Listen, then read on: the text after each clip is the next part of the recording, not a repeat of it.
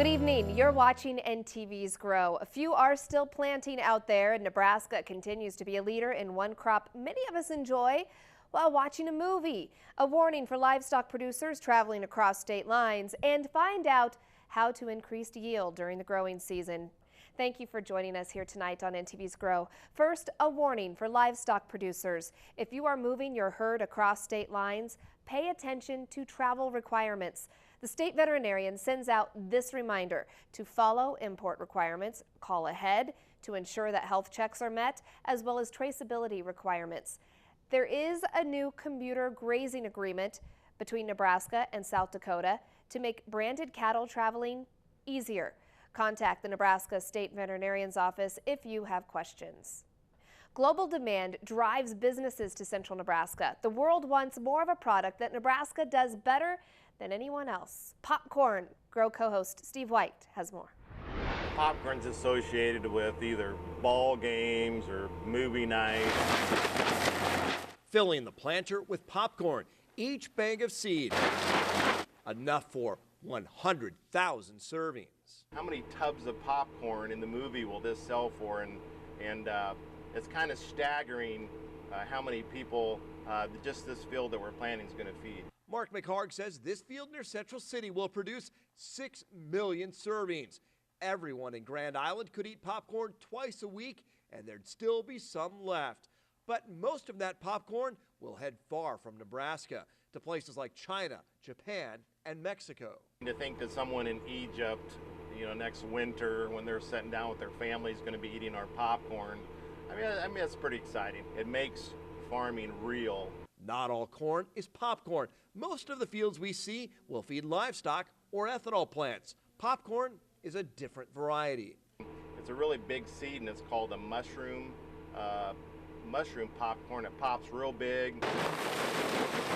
It's not a big adjustment from a farming perspective. Mark uses the same planter and combine as he does with field corn. Typically, the popcorn will be harvested first, so it's a little shorter season. It's considered a specialty crop, which has some benefits. Anytime you diversify a little bit, I think it helps your portfolio. Nebraska is now the #1 popcorn state because farmers here irrigate, so there's less drought risk. But Mark also enjoys raising something that simply makes people happy. Generally, people really like. The nation's corn growers should have a banner year of production despite lesser acreage devoted to the grain. The USDA released the World Agricultural Supply and Demand Estimates report Friday. The report estimates corn producers will harvest 165 bushels of corn per acre. That's up 6.5 bushels from previous year. Corn acreage is expected to slip to 91.7 million acres from 95.4. Meanwhile, this year's Kansas winter wheat crop may be the smallest since 1996. Production is estimated at 260 million bushels based on May 1st crop conditions. That's down 18% from last year. However, the report was done before recent searing temperatures descended on the already drought-stressed crop, which means things could get worse.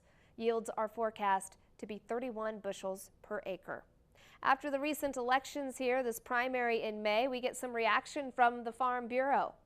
Farm Bureau leaders say they were impressed with Ben Sasse. It was one of the Republican Senate's nominee's biggest endorsements, and while he doesn't come from a farm background, Sasse did connect with leaders of his grassroots farm organization. Certainly a great guy, and he's going to work hard the rest of the way through, but he's going to represent Nebraska well. Farm Bureau has not made an endorsement in the governor's race. However, many individual farmers have supported Pete Ricketts. Farmers Union, on the other hand, has endorsed Chuck Hasbrook for governor and Dave Domina for U.S. Senate. Rancher and former state ethanol board chairman Jim Jenkins is trying to get in on the ballot as an independent. The political world is changing at the local level. A couple of Nebraska ag producers are headed to the state capitol. Familiar names like Annette Dubas and Tom Carlson are term limited, and there was no competition for those open seats. Corn farmer Kurt Friesen and cattleman John Keene are already well versed on issues like property taxes and water. Now they study up on other big issues. It's really important to start thinking about legislative priorities, and it's been great to listen to the concerns and needs of the citizens of my district and start putting into place what's going to happen in these first few months come January of 2015. That's one advantage I have right now is I don't have to concentrate quite so much on the campaign. I can start to get a little more familiar with the issues and a little bit more familiar with the processes and maybe the budget. Neither Keene nor Friesen faced opposition on the ballot. The Nebraska State Fair attracts new sponsors, looks at new ways to incorporate technology. Bossom & Pump and Pantry stores signed on as sponsors of the fair's marathon, and a retailer is looking at possible sponsorships as well. Those were a couple of the items up for discussion as the Fair Board met for the first time in the Nebraska building. It's beautiful space. We're looking forward to the attractions that are going to be on the ground level of the building. We think that's going to add some excitement to the Nebraska State Fair. As a matter of fact, that'll be our wow factors for the 2014 fair. They want to keep fairgoers coming back, and in future years could like to add interactive video display boards where fairgoers would be able to see maps and schedules and interactive content. The board decided not to install them this year, but will consider it again at another time. Starting a new business can be a risky undertaking, and breaking into the ag sector can be even tougher. But a York man has done both. NTV's Megan Johnson has this story. Dan Romas says boredom is the most hazardous thing to his health, so the Iraq War veteran is keeping busy by starting his own egg farm. He's already achieved a first among his peers nationwide, and farmer veteran groups say his success story can be an inspiration to others looking for new purpose in rural America. Dan Romas spends a better part of his day with the birds.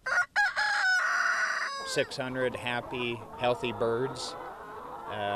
Production, we're collecting well over 400 eggs a day.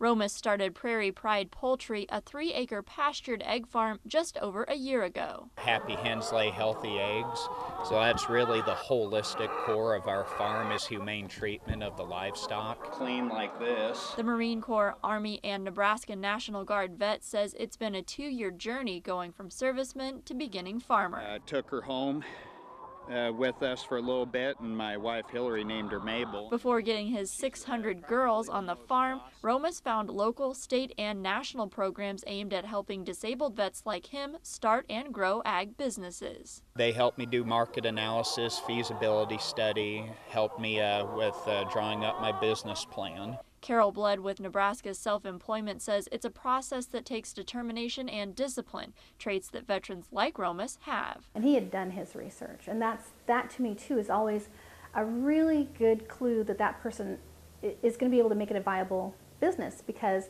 they're not going into it blindly. Romas's dream fit the mission of a national group called the Farmer Veteran Coalition. The Farm Business Development Director based in Nebraska says they connected Romas to funding and planning help. Being able to have peer-to-peer, veteran-to-veteran relation, that gives it that much more probability of success. In a somewhat unsuccessful, new businesses are difficult and they are hard to start. About 90 grams or close to 1/5 of a pound. Romas says countless others helped Prairie Pride get off the ground. Like a domino or snowball effect where I meet one person from one organization, then another from another, and so on and so forth. That's how I found out about these grant opportunities for me. His message to other vets, persistence is a must. I owe it all to everybody else, consumers and all the people I've networked with. I enjoy what I do. I love my chickens. I love my family. I love the eggs. As of May 1st, Romas is one of the first farmer veterans in the nation to receive the Homegrown by Heroes designation. It's a label he can put on his eggs, certifying they've been grown by a veteran. Tomorrow I'll have more on how Romas's startup is bringing dollars and healthy food choices into his community. More producers are making conservation a priority, both here in Nebraska and across the country. Secretary Vilsack told farm broadcasters meeting in Washington, D.C., that conservation programs are becoming more popular than ever. There are a record number of producers that are engaged and involved in conservation of one kind or another throughout this country. We have contracts and arrangements with over 500,000 producers. We have roughly 374 million acres nationally engaged and involved in conservation. We expect that number to exceed 400 million by the end of this fiscal year. When it comes to boosting yields, there are a few things you can do this growing season. Find out more after the break.